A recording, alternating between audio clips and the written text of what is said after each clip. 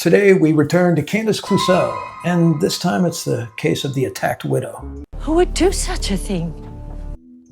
Just when you thought it couldn't get any worse, Inspector Candace Clouseau is back on the case, and this time she's cracked the mystery of a grieving widow. Yeah, that's the hill she wants to die on. This could very well be our last stand, so I want you to be prepared. Erica Kirk expresses conviction publicly. Candace responds, not merely disagreeing, but escalating the whole thing. Insinuation replaces inquiry, tone sharpens, suspicion becomes the lens that Candace uses for absolutely everything. But let's state something very clearly that I think probably everybody should have picked up on by now. Public figures can be critiqued. Nobody's saying they can't, at least nobody saying. But Scripture does set a tone when it comes to widows. James 1:27 says, religion that is pure and undefiled before God is this, to visit orphans and widows in their affliction. In other words, to treat them the exact opposite. And in this case, we have a widow and orphans. And if that wasn't enough, Exodus 22:22 says, you shall not mistreat any widow or fatherless child. She manages to break the Old Testament and New. You're seeing a whole team of psychiatrists, aren't you? Notice the default posture, protection, not interrogation, not make a spectacle, not brand engagement. Listen, when your instinct is always accusation before compassion, you've already tilted the table. Well, Candace has built probably the most incredible outrage machine we've seen in our lifetime. This thing is huge. Let's talk about structure, not personality, just structure in this deal here. Candace's platform thrives on escalation. That's not my opinion, it's just the pattern she's been using over and over again. An issue arises, narrative gets reframed, tone intensifies, audiences polarize, engagement spikes, money's made.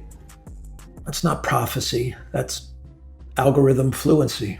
1 Timothy 6:5 warns of people who treat godliness as a means of gain.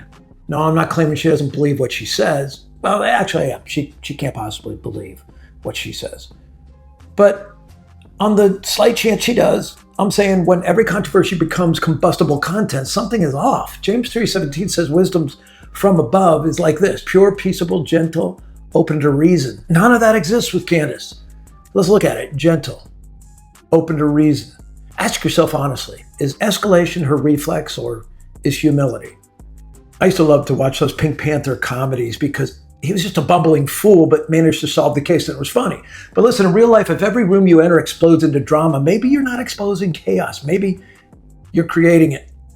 Then she throws in the Israel thread. Always the Jews. Here's where it deepens. Candace has increasingly treated pro-Israel theology with suspicion.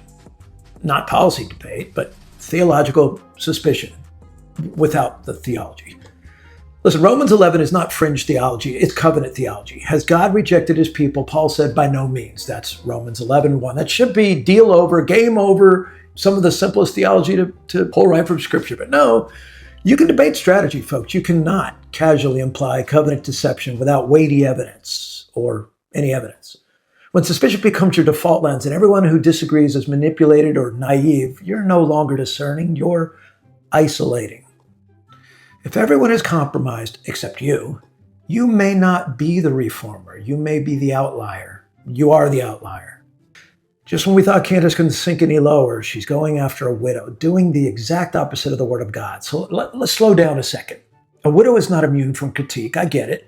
But tone matters a little bit. Proverbs 31:8, open your mouth for the mute, for the rights of all who are destitute. Scripture does not instruct us to score rhetorical points off vulnerable people.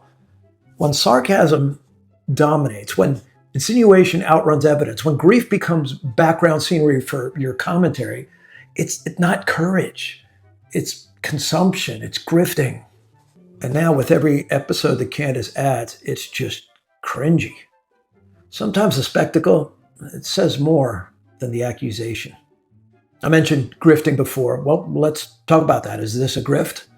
Well, let's define carefully. A grift is consistent moral framing that conveniently aligns with engagement growth. If outrage always scales with subscriber spikes and merch, if escalation always coincides with monetization moments, if enemies are selected for maximum narrative heat, and all three of those are true with Candace, that's not accidental, friends. James 4:1 says, what causes quarrels? Often it's ambition. Ambition, it can be subtle. It can dress like righteousness. It speaks most of the time like deep conviction. But fruit will expose the real motive, and it does in the case of Candace. All the fruit where she's concerned is rotten. When you repeatedly ignite fires, you eventually glow from the flames. We need to be really careful and measure this whole thing biblically. Here's the standard. I mean, everybody claims to be Christians involved here, so let's look at the Bible.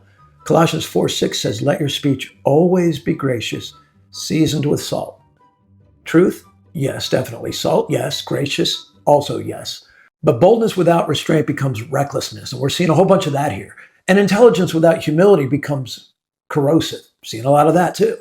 Listen, you can critique and you can disagree and you can expose error, and you should. But when you repeatedly escalate against widows, theology, and perceived enemies with maximum intensity, well, I think you're fulfilling the Old Testament where it says these people, these wicked people, they exchange good for evil and evil for good. They call what's evil good, and they call what's good evil. That's Candace. Listen, we should be asking, is this zeal or passion, or is this brand survival? I mean, Candace was kind of going down before she grifted off this. Candace Clouseau believes she's solving a case. I don't actually think she really believes that. She acts like she does. And sometimes the loudest detective in the room is just chasing applause. If you're going to expose error, make sure you're not manufacturing it first. We're going to take a closer look at this because Candace crossed a line here recently by doing a whole new expose on the very widow she said she would never touch. Stay tuned for part 2. I'm Rob Singleton. I'll see you in that video.